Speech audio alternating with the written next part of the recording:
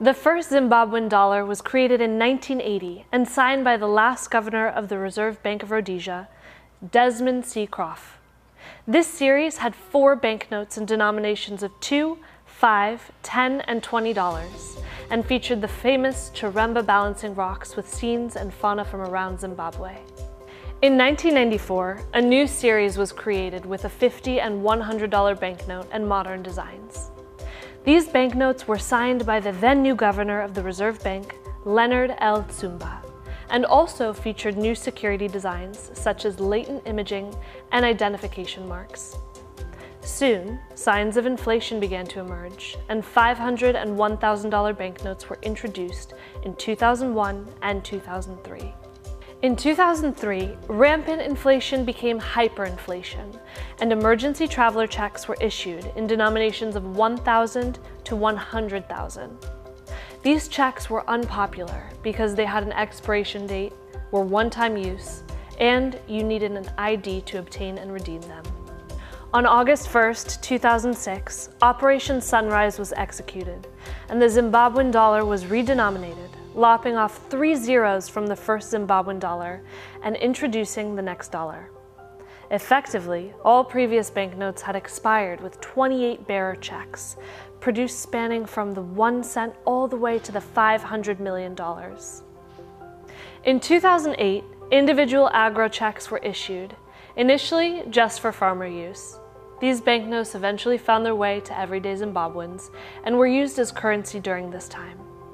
The banknotes were from $5 billion to $100 billion, for a total of 32 banknotes in this series.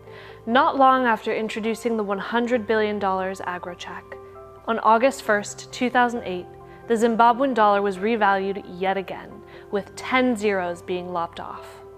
This third series, known as the Trillion series, retained the same obverse designs of the Chiremba balancing rocks, featuring various images of animals and locations around Zimbabwe in sets of 2 on the reverse. The third series culminated with the creation of $100 trillion banknote, the largest denomination in the world to be printed in English, in dollars, and with the numbers and denomination to be printed out completely. On February 2, 2009, the 4th series was introduced, and this time 12 zeros were lopped off. These banknotes were short-lived since the Zimbabwean dollar was demonetized just 2 months later. The country began to rely on foreign currency, but that proved problematic due to the country's lack of supply control, and in November 2016, Zimbabwean bonds were introduced to circulate along with foreign currencies.